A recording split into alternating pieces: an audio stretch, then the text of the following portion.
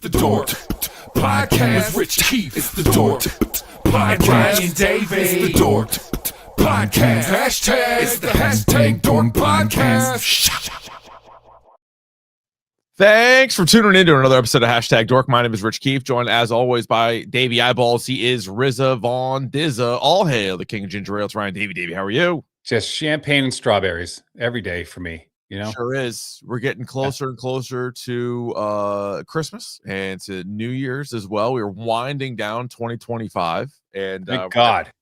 I know. It really has been something. And I'll tell you what, not to start on a absolute downer, but we recorded our last episode on Monday night, and right towards the end of that, I was looking on Twitter, and that's when we first saw the news. Oh, no, I'm sorry, Sunday night. Excuse me, Sunday night. Yep.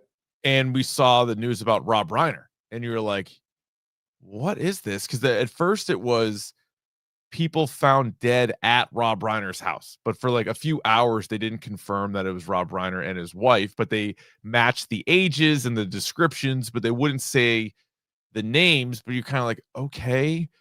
And then a few hours later, they're like, their son is in custody. And you're like, what the fuck is happening here? Right. And this lot of comes on the heels of the Brown University incident and then the thing in Bondi Beach in Australia. Like, Jesus Christ. All right in a row. Just disgusting. And so you're trying to piece this thing together, and you're like, well, I don't know what to make of it, what's going on.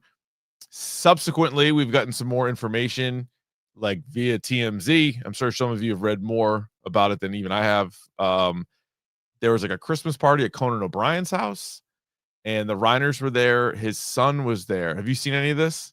No. Okay, so there was a Christmas party at Conan's. Again, this is all based off of like TMZ, a few other places picked it up.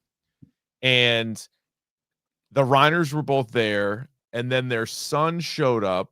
And people were wondering, like, is this guy, did he crash the party? What's going on? And I guess Rob Reiner and his wife had been pretty concerned about their son. The backstory by now, he's been in and out of rehab several times, and they were concerned about him. And so they asked Conan, like, can he come to the party? Because like he's living in our guest house right now. Alone. Yeah. You got to keep an eye on him. And so he was there, and one of the names that's been brought into it is Bill Hader. And I guess there was, he like interrupted Bill Hader, who was talking to somebody. And Bill Hader, by all accounts, was nice, but was like, hey, this is kind of like a private conversation. And then I guess this guy, Nick Reiner, the son, like stared at Bill Hader, was really, it was like really uncomfortable. And then Rob Reiner was seen or heard kind of yelling at his son, and they were going back and forth a little bit. And then the Reiners left. The story I read didn't say whether or not the son went with him or not, but I think Rob and his wife were a little embarrassed, and they were like, all right, we're leaving. So they I can't imagine they left him there. I can't either. But what's sick about it is that party, I think, was Saturday. I think was that Saturday, and then they were found like Sunday afternoon. So like, it's just fucked. It's like the most fucked up thing in the world. Also, today, it sounds like Alan Jackson, the attorney for Karen Reed, is going to represent Nick Reiner. Why? I don't know. I would assume, I'm certainly no lawyer. He is a defense attorney. He probably got to go insanity plea. I'm not sure. The other really mental health crisis, crime of passion, whatever. But like, this is why. Yeah. If I'm a lawyer, do I need the money if I'm a high profile lawyer, like, do I need the money that badly? I know. I don't. Like here, by all accounts, like, I mean, unless you're the president of the United States, like this guy is a pretty beloved guy. And like, there is not a jury on earth that is not going to convict this kid of something. No, and it already seems like they got all this information like real quickly. Real fast. Feel terrible for his sister and their daughter, who's the one that found them. Right. That's the more I read about this, like I wish I didn't, Yeah, I hear you. Fuck. Well, what's so weird too is like a lot of times, and not to make it about us, but it is our podcast. Sure. A lot of times when like a celebrity passes, and certainly we don't know them, but we know their work. We know the stuff that they've been in. We remember the things that we like. We maybe rewatch stuff and talk about them and everything else. And normally, somebody passes, and there's been some tough ones. And this year, I'm trying to think, like, it was like Robert Redford and David Lynch and, was it Val Kilmer maybe been a year ago? Yeah. But like one of the first things we'll do is like think of like the best things that he's been in and talk about it. This one was a little bit different because you're just like, what the fuck happened? Like we don't know for sure, but he may have been like murdered by his son. I was like, I don't know. It felt weird to go to Twitter and be like, here are my 6 favorite things that Rob Reiner was in. It just felt fucking stupid to do that. But yeah, not yet. I mean, eventually. Yeah. No, I mean, I think, listen, like, I think it is good to celebrate the guy's career, which was truly incredible. I don't think there's a director that has the array of movies that he has.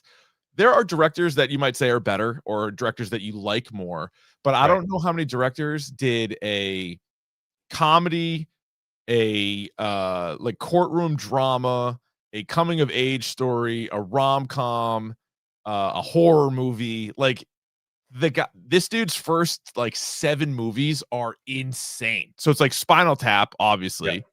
It's in no order here. It's like A Few Good Men, Misery, Stand By Me, A Princess Bride, When Harry Met Sally. It's like awesome. Just an awesome.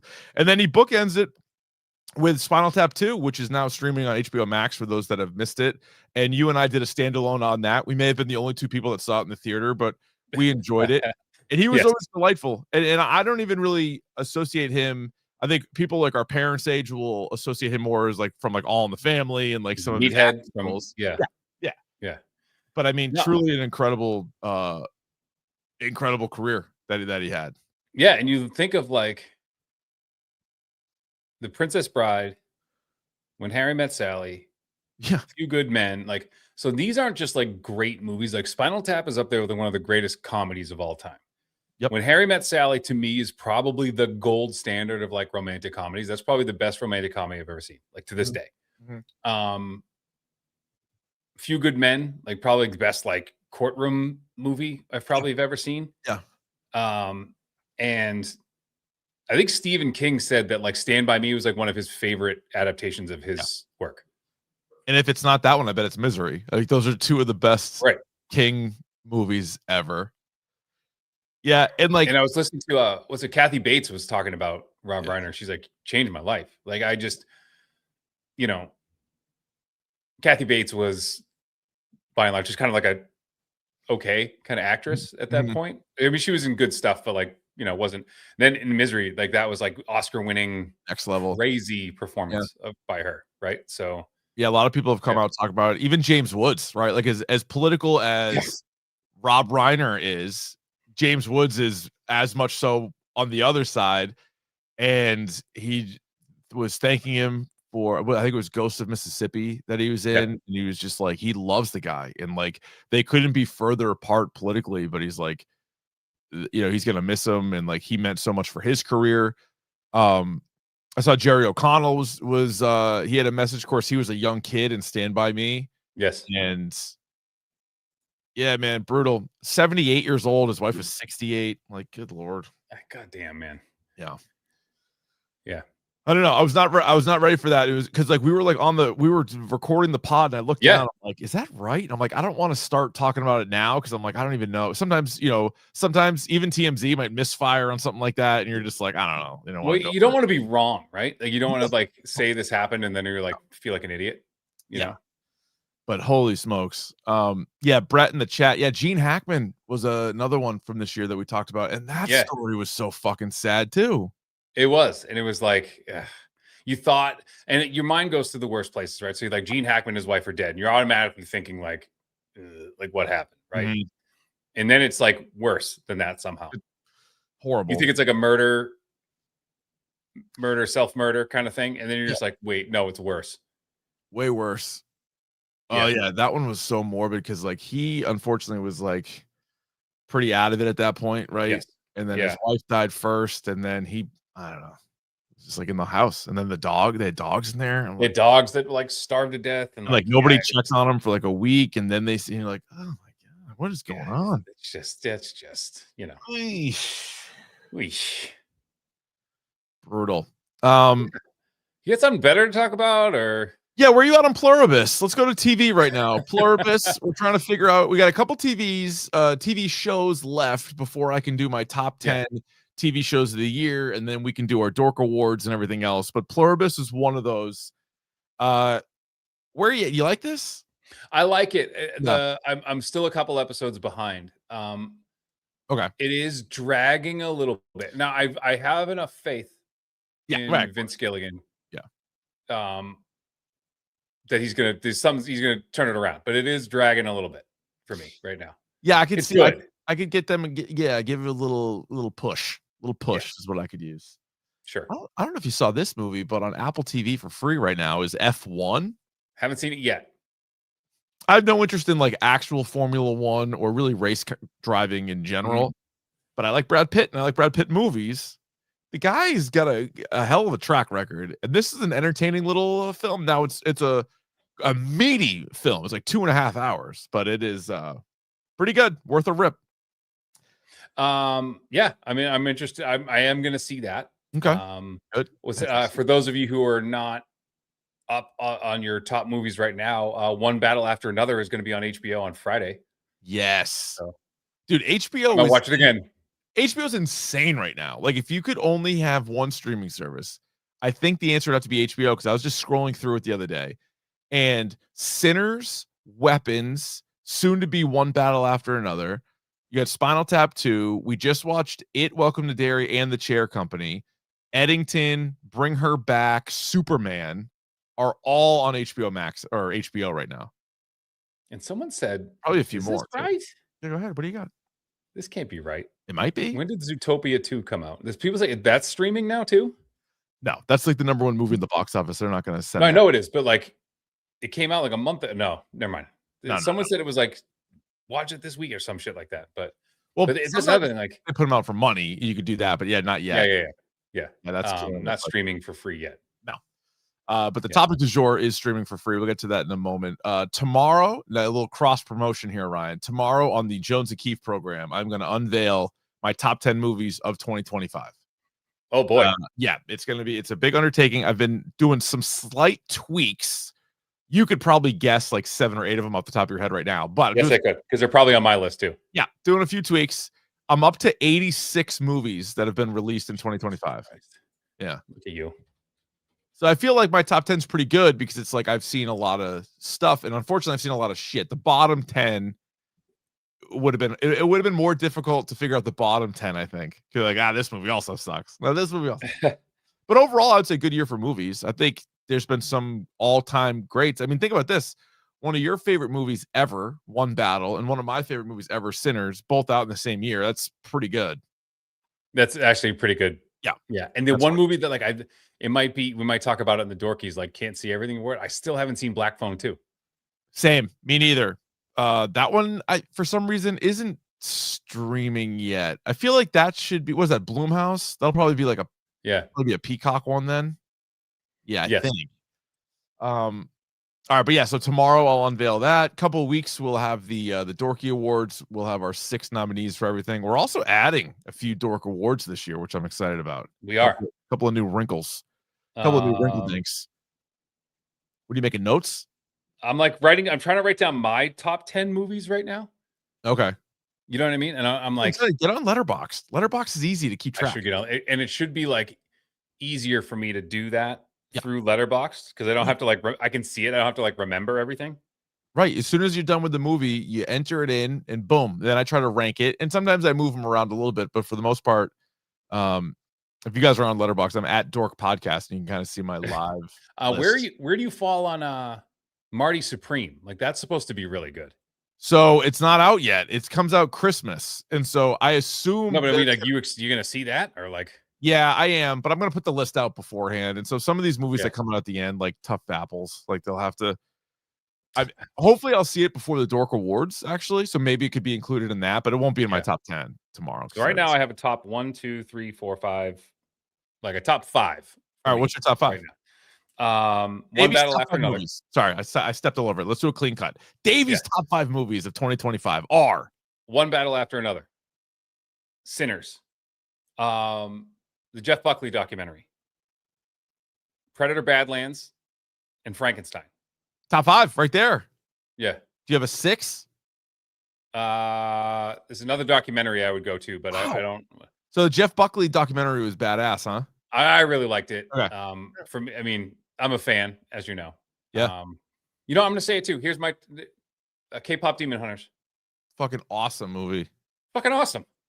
You know what's crazy is they released the for like a dozen of the awards at the Oscars, they release a like finalist list. So it's not like the big one. So like you can't see what the 15 movies are that they're considering. So that would be a surprise when the nominees come out next month. But they do some of the other awards. They're like, here's like the 15 that are going to be whittled down to like 5. And Golden by K-pop is on there for song, which is great. But it's the only one from K-pop Demon Hunters. I'm like, they should have like 5 on the fucking absolutely. list. How it's done is better than Golden. I said it. Oh yeah, I agree. Yeah, how it's done is rips. Takedown's better. People would argue for Soda Pop. Soda Pop, not my favorite, but it's good. What about Free is good? It's a good one. The little duet they do, the one that they do at the end too. Yeah, what's that kind of sad one? Cece loves that one. The one that's like a little bit slow. It's not How It's Done. It's God damn, I always forget the name of it. What are the songs on K-pop? Let me just double check. But they should all be nominated, I feel like. Just the whole soundtrack. All right, let's find the soundtrack here. What do we got? Where's this thing? So Takedown. Oh, so How It's Done is my favorite. Oh, What It Sounds Like. Yes, What It Sounds Like. Yeah, he loves What It Sounds Like. But I think Strategy, Free, Your Idol, Takedown, they're all Oh, Your Idol's dope. Yeah. Yeah. It's incredible. Yeah, that one, I don't know if K-pop's in my top 10, but I think it's in my top 20. Like K-pop's great. Yeah, K-pop's really good. I'm just doing that to round out the 6, but I probably saw that movie this year more than any other movie. Almost. You got any video game nugs? Do I ever? It's time for Davey's video game minute. Even if it takes more than a minute. All right.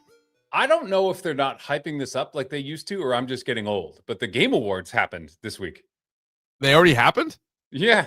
Oh, yeah. I didn't even see it. Are we just old? Are we missing these things now? Or are we just, they don't do, I feel like it's not that big a deal anymore. Yeah, maybe.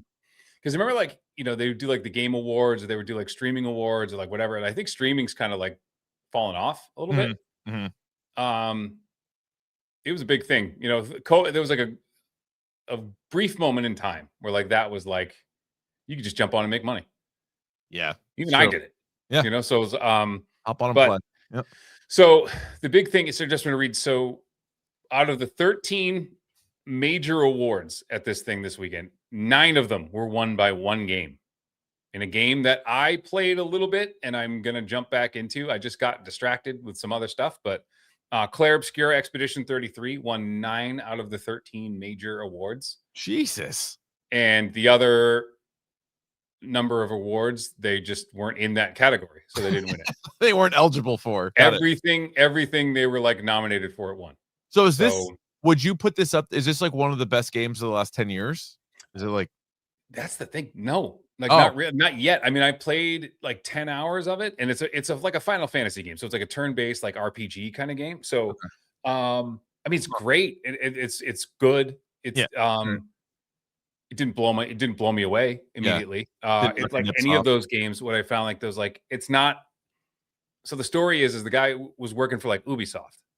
And, I remember you telling me this. And he just kind of like bailed and just like made this game on his own. Like basically learned how to develop a game like by watching YouTube, and like made this game. Okay. Which the good thing about this is that like you don't need AAA studios to like, because Assassin's Creed Shadows wasn't nominated for anything. I sold it back before I beat it. I was like, this game, I can't, it's not for me. Yeah. And there's a bunch of games like that AAA companies came out with it that, like, we both agree that like the new NCAA football like wasn't as good as the last one. So I don't know. But you don't need AAA studios to do games of like this caliber. So that, I mean, that's super, it's good. I mean, it won best indie game, it won best RPG, won game of the year, won best soundtrack, won best vocal like capture performance. Like it won every award that it was up for. But some other highlights. So games categories it didn't win. Best action game went to Hades 2, a favorite of mine. It will be a Dorky Award nominee this weekend. This in the next couple of weeks coming up. Yep. Best family game went to Donkey Kong Bonanza. Okay. Best racing game went to Mario Kart World. Oh yeah, I gotta play that. I'm not gonna get a Switch 2, but I gotta play that game. I gotta get it. Yeah, I gotta play it too. Yeah. Best multiplayer game went to Arc Raiders, which is like, thank God, like Fortnite didn't win that again or whatever. Like, yeah, Arc Raiders is actually really, really good. I just wish I had more friends. Yeah. Best adaptation, so like video game adaptation went to Last of Us Part 2 for HBO. Yep. So that was great. And then speaking of, I was just gonna say real quick, I believe at the time that we're recording Fallout, speaking of adaptations, Fallout Season 2, they bumped it up a day. So I think after this episode we can watch Fallout. I think there's an episode out there. Yeah. And they have their own Miss Marvel award for the most anticipated game of 2026, and that goes to GTA 6. You got it. Yeah, had to be. It's most anticipated game in the last 10 years it could have won. 15 years. Shit. Yeah, right. Yeah. I'm so sad that they pushed it back again because it was I think I mentioned it was coming out the day school ended for me. Yeah. That would have just been too much. Yeah, I got big news on that front. I'm still working on it. I don't want to put it out in the universe yet. I'll tell you off air. Keep it under your hat. The summer of Ryan. I got big news on that. I love the sound of that. That sounds pretty good. We got to get through the winter of Keefe. We got to get through that first. Winter is coming. Winter is here. All right, let's get to this. Y'all ready for biz? Topic du jour time, Ryan. You switch gears on me too fast. Yeah. I'm caught here. Well, I'm glad you asked because it is the topic of the day. And today it is Wake Up Dead Man, a Knives Out mystery, the third in the Knives Out series, currently streaming on Netflix. It is a PG-13 movie that is 2 hours and 24 minutes. The early reviews are very good. Roddy T's 92% by the critics, 94% by the audience. The one sentence description: Detective Benoit Blanc sifts through a series of suspects when a Monsignor turns up dead. We begin spoiler free as we always do in our movie and TV reviews. Ryan, Wake Up Dead Man, did you like it? Oh, not really. Maybe, kind of. Interesting. Did you like it? Yes, I did. And I went in thinking this was sort of a tiebreaker. I liked the original Knives Out. I wouldn't say I loved it, where most people loved the first one. I love the cast: Toni Collette, Ana de Armas, Chris Evans. Like, I love the cast. I love the idea. I love a whodunit. Everybody that knows me knows I love a whodunit. But I thought it was more like a B+ movie than like an A+, which a lot of people thought. Yep. I did not really like Glass Onion much at all. I think we did a standalone on Glass Onion. That one was kind of like, again, big time cast, cool location, but I didn't like it. So I'm like, all right, this is sort of a tiebreaker for me. And so I went in kind of like not really sure what to expect. Like, I'm like, hey, maybe this will be great. Maybe it will suck. Like, maybe it'll be somewhere in the middle. And I really, really liked it. And I think it was carried by Josh O'Connor, who's like a young actor I really, really like. He's sort of like the star aside from Benoit Blanc in this. And if it was somebody else, maybe I wouldn't have liked it as much. I thought he was great, and I ended up really liking the movie. He was really good, and he is, to me, he is the new like Adam Driver. Like, he is going to have a very good career. Yeah, he was really good in Challengers. Katie was telling me he was in The Crown. He played like Prince, one of the princes. I don't know. Yeah, but he was in that. He just told he was good on Saturday Night Live. Yeah, was he? I didn't see it, but I know he's hosted it. Yeah. He's also in that movie. Oh, the what's it called? The Disclosure. The new Steven Spielberg movie, which comes out next June. We just tweeted up the trailer. Yep. This movie looks like it's going to be fucking crackers. And he's in this with Emily Blunt and another pretty good cast. So yeah, this is the dude right now. He's the dude. Yeah. Yeah. And he was very good. I thought Josh Brolin was very good too. Yes.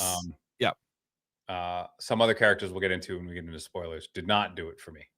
So I agree that this is a big cast, and you don't have to comment on all of them yet. I'll just say some of them weren't great, but because it was like the Josh O'Connor, Daniel Craig, Josh Brolin show, it worked for me. Also in the movie, Glenn Close, Mila Kunis, Jeremy Renner, Kerry Washington, Andrew Scott, Kaylee Spaney, Thomas Hayden Church, Jeffrey Wright, a few other people you may recognize, but like that's a pretty loaded cast. Obviously, it's another Rian Johnson experience, written and directed by Rian Johnson.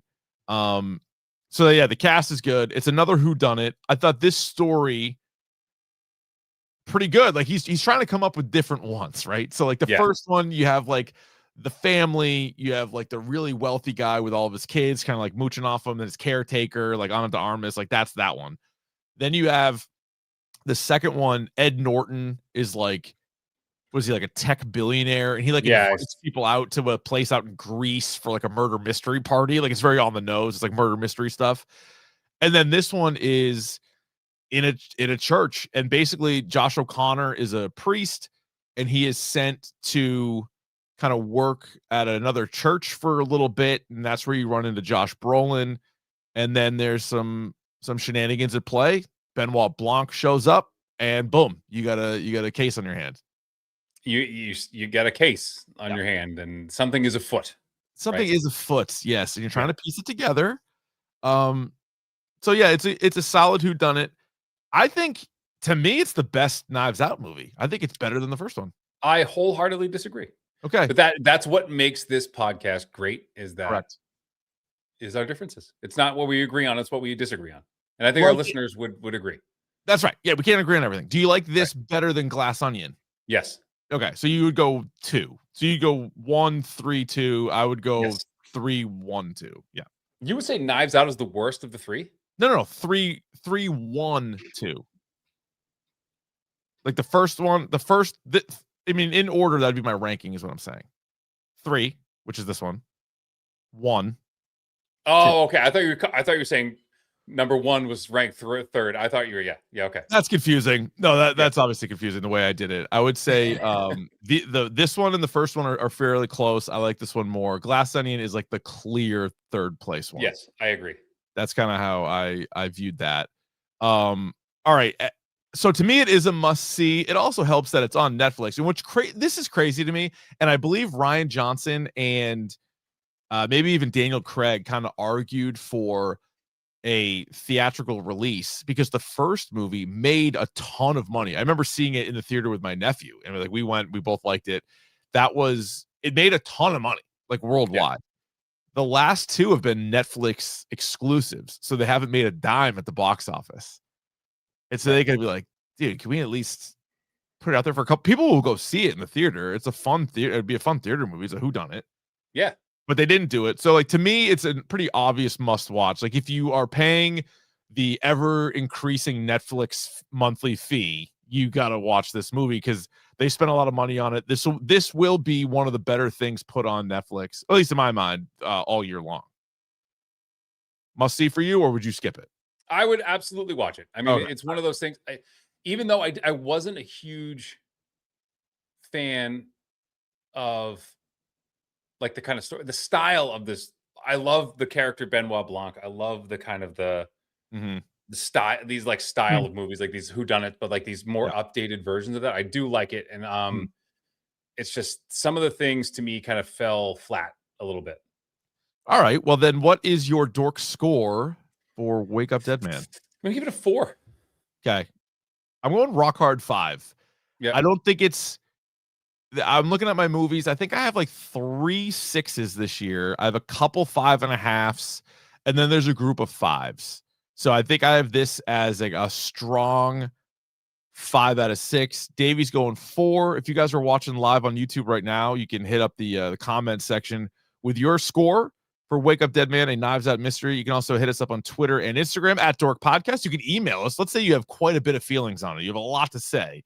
You can email us dorkpodcast@gmail.com. Anything else spoiler free that you think you can hit on? No. Yeah, because I think we'll get into like sort of the cast and like who was good, who was bad, and like why in spoilers. So there we go. Let's hit it. Spoilers! Spoilers! Spoilers! here come the spoilers. All right, one thing about a whodunit, Ryan, is you got to ask: was it predictable? Did you think this was predictable, or at the very least, I'm sure you can have other issues with it. I'm saying, like, as far as that is concerned, where you're like, okay, that's I didn't see that coming necessarily. Because one of the things that I really liked about Knives Out is that Benoit Blanc was like so good, and it was like his way of like figuring things out was kind of, he didn't really work for the police, but he worked with the police and like all that stuff. So they tried to do that again, but for me, it felt more formulaic. And I remember Ryan and I were saying, we were watching it, we're like, this feels like an Agatha Christie novel. Like it just feels like one of those just run of the mill kind of things. It wasn't right. Did they and that and it was, we said it right before, and then they start and I hate when movies do that, when they bring out source material that like clearly the writer and the director read to create the story, and you're like, fuck, like we have a general idea if you're doing like but then if you've read those books and you're like a fan of those books, you kind of know how it ends. With these like impossible murder scenarios, and like, well, it's not impossible because it happened, right? And there's always like a faked death, and there's like a saw a stand-in, or there's someone's in on it or whatever. So like predictable in that sense, yes, that it was like, but now the setting was great, the style was great. But I think there was enough twists and turns for me as far as like the reveal of like who was behind it and like who was orchestrating it and like that kind of thing. Like that was pretty good. See, to me, it was never the who, because I always felt we're into spoilers, right? I'm just who it up. That Glenn Close's character was clearly in on it from the beginning. Had to be, right? Whether it was her like affection for the Monsignor or his grandfather, like because he raised both of them essentially. But she like made a deal with him. Like that was pretty apparent to me very early on. And I think the other issue I had with this movie's fucking long. Yeah, I didn't feel it though. It is 224. It's 224. It's not as long as F1, surprisingly, but maybe I watched F1 first, and so I didn't feel like it was quite as long. You don't get Benoit Blanc until 40 minutes, but I think that's fine because Josh O'Connor is the best part of the movie. And early on, you get Josh O'Connor with Jeffrey Wright, which is awesome. I could have used more Jeffrey Wright. I was glad that they circled back with him at the end. But I love Josh O'Connor. I like the backstory of him being a former boxer, killed somebody in the ring. He punches out another priest who they don't like, so they send him out to Josh Brolin. Josh Brolin does not want anything to do with this guy.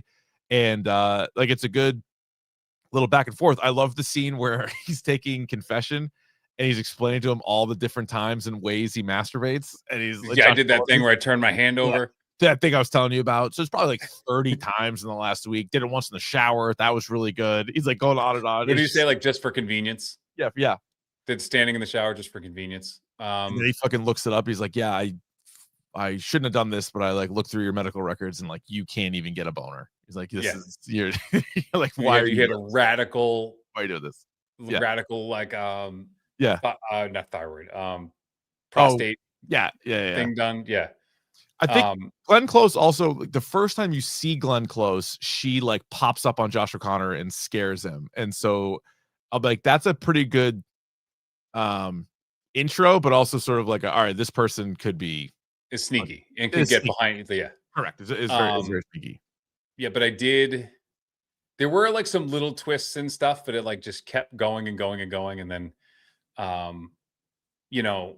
you knew Samson was kind of in on it too, because, just drawing the thread, like if Glenn Close is involved, then Samson's going to be involved because he kind of loves her, but like they don't have that kind of relationship. And he would do whatever she said. I think he says at one point, like, I'll do whatever she tells me. Yeah, whatever. Yeah.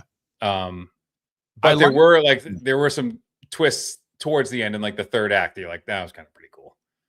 Yeah, I thought the whole thing was good. I like the setting of the murder, if you will, and not the church, not that part. I'm not trying to be a fucking sicko. I just mean like the area in the church in which he goes in. You only have like 6 people in the pews. You have Josh O'Connor kind of sitting on the side. So if he goes in there, you're like, what the fuck? And so like then when like the police show up and they're looking through and you're like, oh, it's got to be like a trap door. It's like, no, there's no trap door. That's what I thought. Yeah. Like it's got to be this, got to be that. And you're like, whatever else. And then so I thought that was pretty elaborate, that it went from like well, he was stabbed, but then you're like, all right, well, who stabbed him? There's actually he was poisoned, then stabbed, and then the later revealed that like Josh O'Connor was trying to like cover it up a little bit, so he like hid the booze bottle, but then it's like a whole fucking so there's like multiple people kind of in on it. I thought that was different, at least it wasn't. But just then they like talked about, early on they talked about the tomb, his grandfather's tomb, and how it had like the Lazarus door. So you're like, all right, so that's going to be a thing. Yeah, I know the movie's called Wake Up Dead Man, but like that's also true. That's going to be a thing. So like,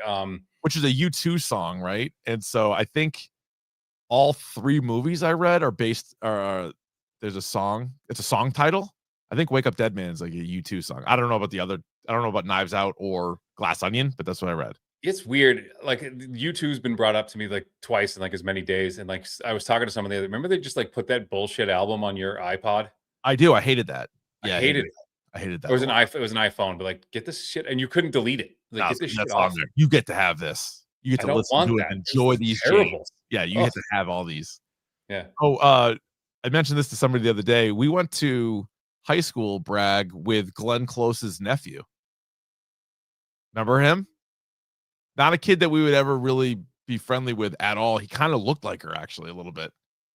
Remind me after. I that sounds familiar. Wait, I think I can do.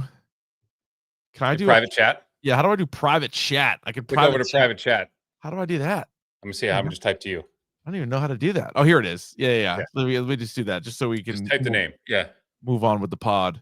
Oh yeah. That was it. That was all right. I don't know what he's doing now. I don't know what he's doing now when we were in school, but somebody said that one day, and I'm like, yeah, they do look a lot alike.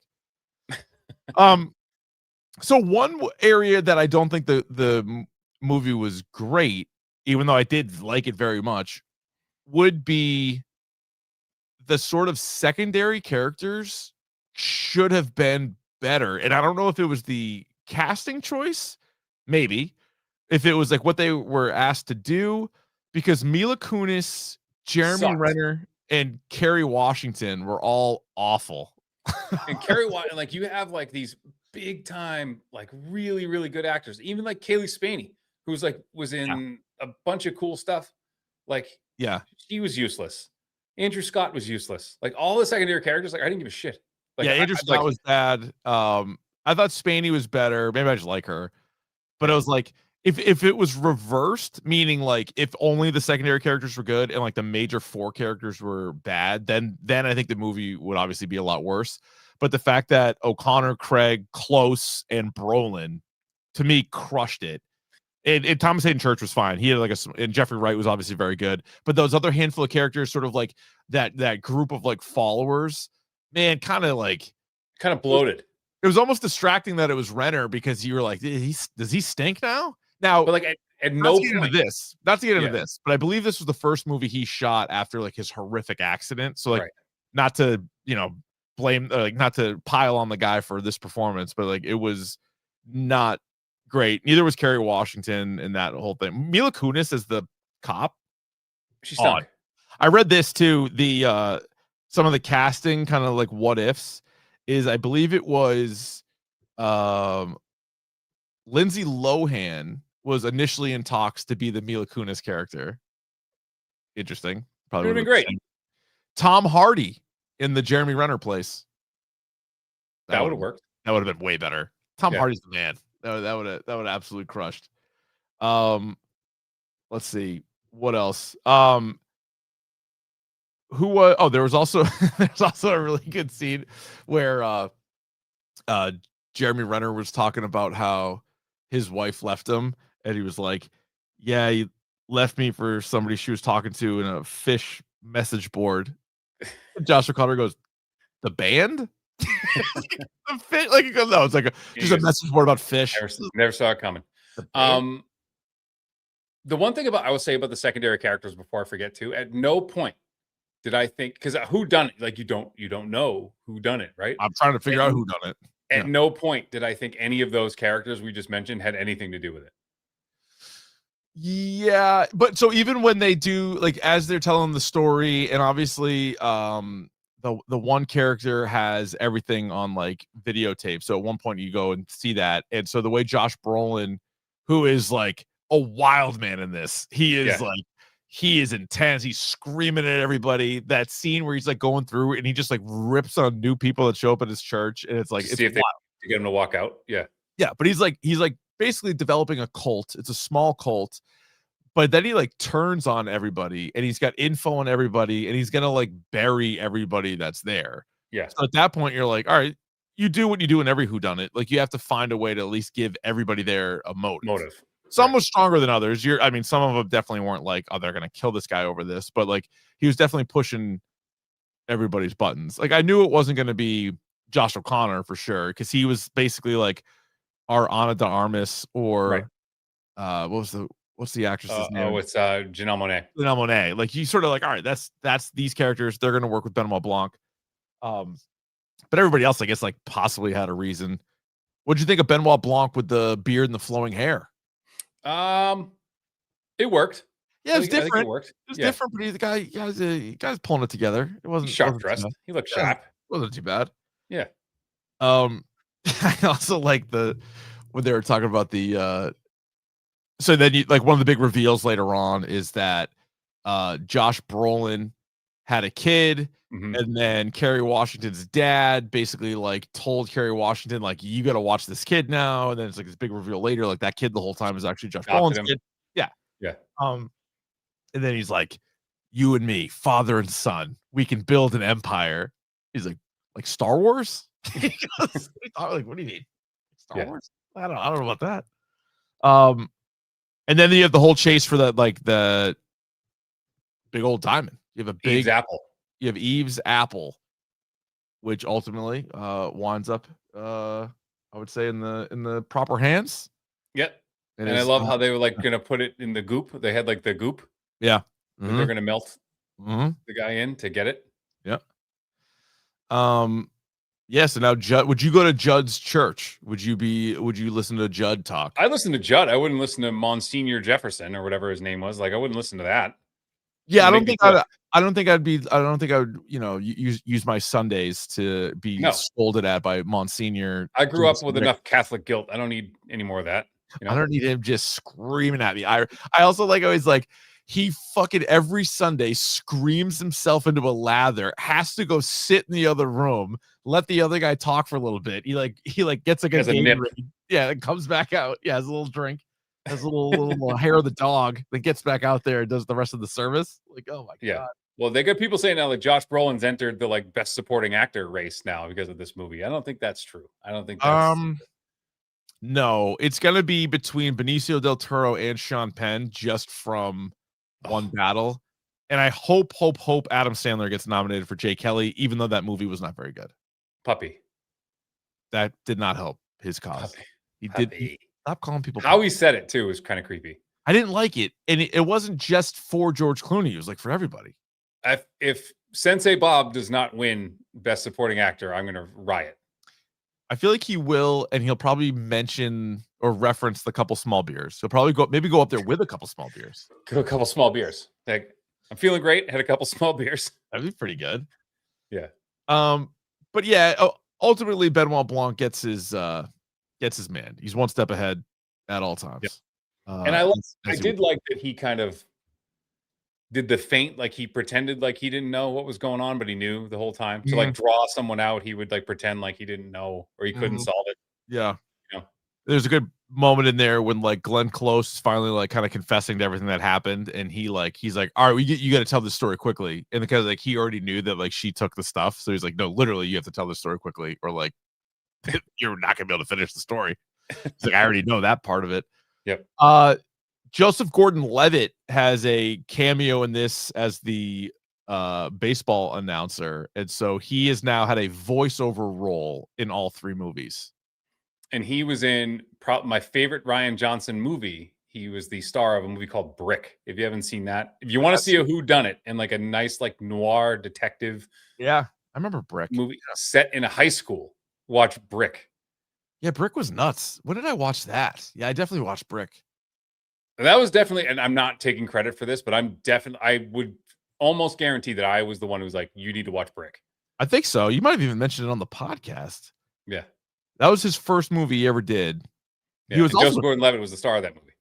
And Joseph Gordon-Levitt was also the star of Looper, which was I think a pretty big hit with him. So yeah, the Rian Johnson movies are Brick, The Brothers Bloom, which is another good movie. Seen that? I've never seen that one.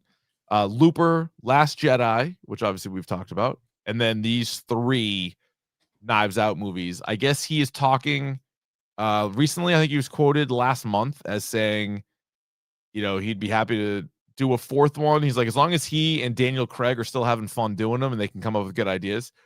Because these have been released pretty much every 3 years. So we got one, we got Glass Onion in 2022 around this time, and we got the first one in 2019 around this time. Do you want a 4th Knives Out movie? I do. I think, for Daniel Craig, I think it's like after doing all that Bond stuff, it's probably pretty light. And I'm sure, like, I would enjoy doing these movies. I don't know. Like, if I were Benoit Blanc, I would do them until I was an old man. Yeah, it seems pretty fucking. Now, if you were to let's pitch one right now. Okay. What would the setting be? All right, so great question. So the first, so you don't want to like double up on any settings, right? So this was upstate New York. The first one was, where was that? Because it basically just took place at that like mansion. It was a house. It was in Massachusetts, and it was at the father died, and it was around like a funeral. Okay. Yep. And then the third one I think was Greece. All right. So so let's first of all, where would you want to put this? I think now, do you go remote or do you go like heavy foot traffic? Because I think those, like, where you set it, like all these have been like pretty picturesque, right? They've been like fantastic settings, right? So hear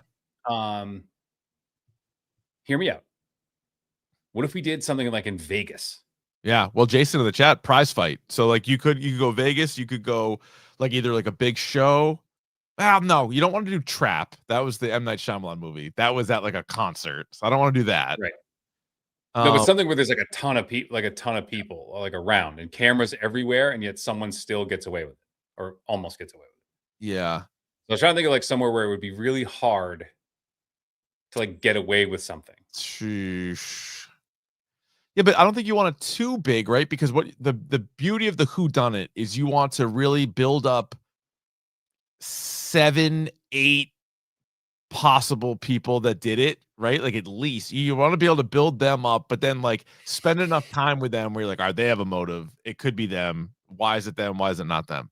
That's what I think the first one, and that's obviously it was his first idea for this. The first one's great because it's like a mansion. You have a pretty big family. You also have a few people that like work for the guy.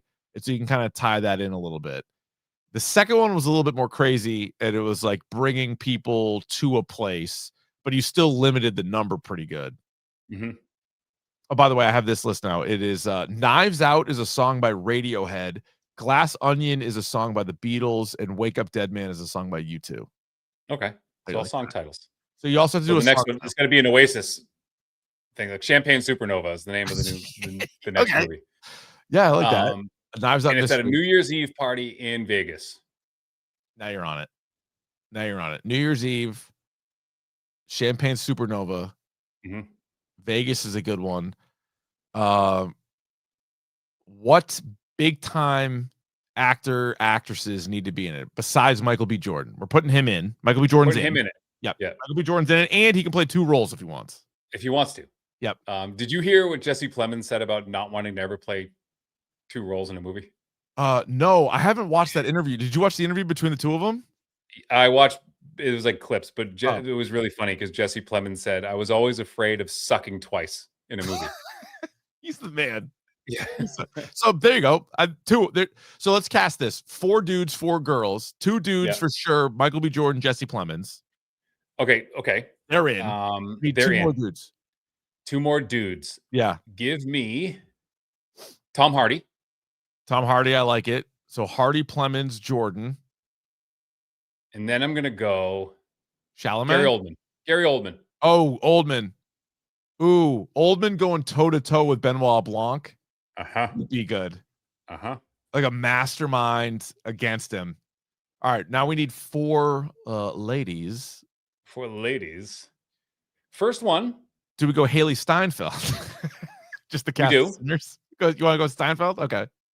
And then I want to go like a heavy hitter. Like, give me like a Jessica Chastain. Or wait, yeah, no, Jessica Chastain or Amy Adams. Okay, yeah, we could do that. And then let's see. What else we got? Who else is like a must see? I'm trying to think of who's going to draw. Ryan wants Sydney Sweeney in there. Maybe she's the one who dies. She's in it quickly and then moves on. Oh, you know who? No, you know who? What? Take out Tom Hardy. Oh, I know who I want in there. Michael Shannon. He was already in the first one. Oh shit, that's right. He was. Yeah, I can't have him in there. You know who should be in there? Who? Ella Purnell, the lead girl from Fallout. Yes. Hell yeah. And Walton Goggins, bring him in too. Goggins, great one. Yeah, hell yeah. I think we need cast like a big. I think Oldman's your big swinger. Like he's Oldman's good. Yeah. And we're then on this. Kate Blanchett. Kate Blanchett's also great. Or Toni Collette was in the first one, right? Toni Collette was in the first one. Yeah. So she's out. The second one had Ed Norton, Janelle Monáe, Catherine Hahn, who's good casting, Leslie Odom Jr., Kate Hudson, Dave Bautista, Jessica Henwick, Madeline Klein. Here's one for you. Yeah. Sleeper pick. Carrie Coon. Great one. Yep. So what are we going with now? Carrie Coon, either Kate Chastain, Blanchett. Kate Blanchett, Chastain or Adams, Ella Purnell, and Haley Steinfeld. Yes. There you go. Michael B. Jordan. Yep. Tom Hardy. Yep. Gary Oldman. And did we say Plemons and Plemons? In Plemons. That's fucking rolling. We're rolling with it. Now, do all the and then Sydney Sweeney is the victim. She dies. Yeah. And then they are like, who done it? I don't know who done it. Man, we just wrote that bad boy. Wrote it there you go. Yeah. Champagne Supernova, A Knives Out mystery, set in Las Vegas. Ooh, Gardner's a good one. Julia Gardner's a good one. Julia Garner is a good one. She's hot right now. Yeah. Hansel. Hot as a pistol. Hot right now. Yeah. The other little Easter egg I had was in Glass Onion. Remember they have like the celebrity like food. So they have like Jared Leto kombucha. Then they had Jeremy Renner like hot sauce, and then the third one Renner's in it. Yeah, like that. And what was that like celebrity group he was in? Like, what were they doing? They were like playing like Sudoku or some shit. They were like online or like Scrabble, or they were playing something online together. Yeah. I guess back in 2023, Ryan Johnson was talking about they could possibly do a Knives Out Christmas special. Oh, and then so that never happened, and then it ended up sort of the third movie ended up turning into what we just saw. But if they're already thinking Christmas special, you could definitely pivot that into a New Year's Eve special and call it Champagne Supernova. There it is. Yeah. I think we nailed it. Speaking of whodunits, next week we're going to do the movie Clue because it is the 40-year anniversary of Clue. That's wild. It came out December of 1985, and it is one of the great whodunits. Who'd have thought you could turn a board game into an awesome movie that ran on Comedy Central over and over and over and over and over again, and yet I still bought the DVD. So we will talk about Clue. Michael McKean, Tim Curry. Tim Curry crushes in that. He really does. He cooks, as the kids would say. Emily Blunt. Emily Blunt would be good for these movies too. That would be good. Yeah, would be good in a Knives Out movie. All right. Anything else you want to get off your chest? No, I don't. I don't want to. I'm feeling pretty good right now. I don't want to put too many bad vibes into the world. You know, it's almost Christmas break. That's true. We're sneaking up on it. I'm not going to jinx anything right now, but I'm rolling into the holiday break. It's the number 2 prep school hockey team in New England right now. So riding high. Pretty good. Yep. You get a little bit of a break, or you guys play games all through the break? We have a tournament starting Friday. So. Yep. I remember that. That's how that goes. Yep. Yeah. Yep, very good. I remember freshman year of basketball being like, all right, thank God we get to go home for 2 weeks. They're like, no, you don't. We got a basketball tournament, like a 3-day tournament. I'm like, okay, guess I'll stick Well, around.